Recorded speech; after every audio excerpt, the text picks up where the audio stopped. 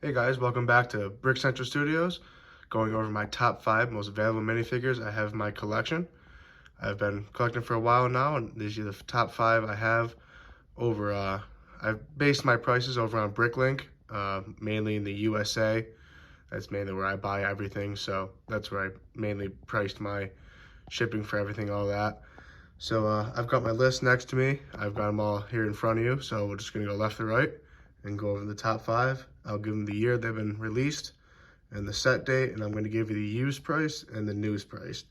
So for used price, I based it on like no cracks or anything like that. So like basically still in good condition, but used, and then obviously new is right out of the box or whatever you want to call it for you. The only figure I had trouble figuring out what price was Sabine Wren. It was hard to figure it out on Bricklink, but I have an eBay price for it, so, but everyone else was easier to figure out. So let's start with Ponkrell. He came out in 2013 in that, I want to say it was some kind of starfighter for the 501st. It was set number 75004. Bricklink, it said the cheapest used price without any cracks or anything like that was $41. And then for new, it was $70.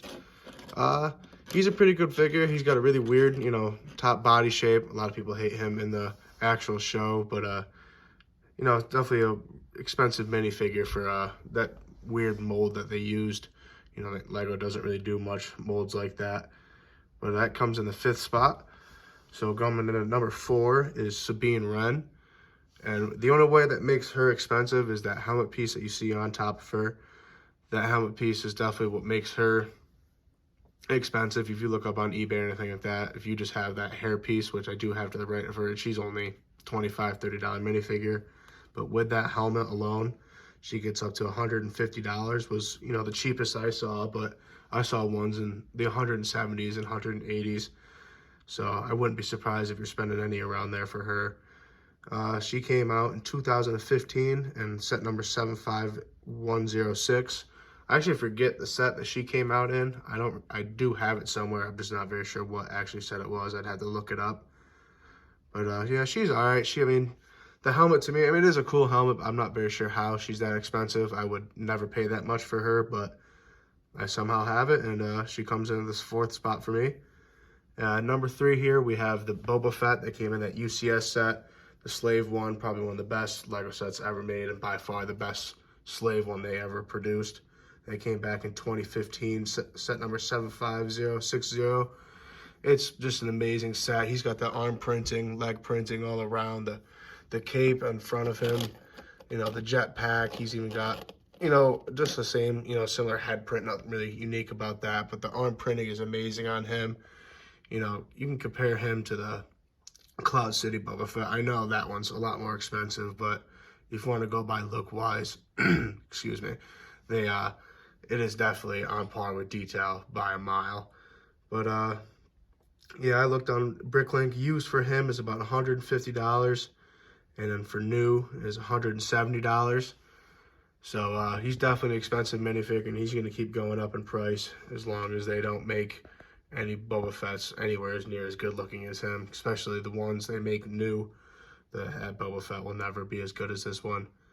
But clocking in here in the top 2, we have Pre Vizsla from the Clone Wars. He's gotten pretty high up in price. I didn't realize how high he's gotten up, but he came out back in 2012 in that Starfighter, the Mandalorian Starfighter, set number 9525. Used for him now is $170, and new came up to all the way to $250 for him. Yeah, I was pretty amazed to hear he's that much price. He's got that really nice side cape print there with the really nice backpack. Well, not backpack, jetpack. And he's a really cool minifigure. I have the hairpiece somewhere, and obviously I have a Darksaber. But he's really, really cool minifigure. He came out a long time ago, almost 10, it's 11 years now at this point. So definitely a really old minifigure. And clocking in the last spot here, we have, of course, none other than Phase 2 Captain Rex, coming out in 2013, set number 75012. I looked up on him on Bricklink. He's coming in used for about $240, and then new about $250. So, you know, not about where I would expect him to be. And I can't see them making another Phase 2 Captain Rex like him with the side polymer print and everything like that. They don't really do that anymore with the printing. But yeah, he's definitely going to stay that much in price or even more. Who knows? But yeah, I have one honorable mention. I'll grab him. I don't have the true facts about him, but I have the Snow Trooper Commander from the UCS AT-AT. He's roughly, I want to say, around $50 now on Bricklink. I mean, the only thing that makes him exclusive is that, I don't know if you can really see it, that small printing underneath his helmet there that just ranks him.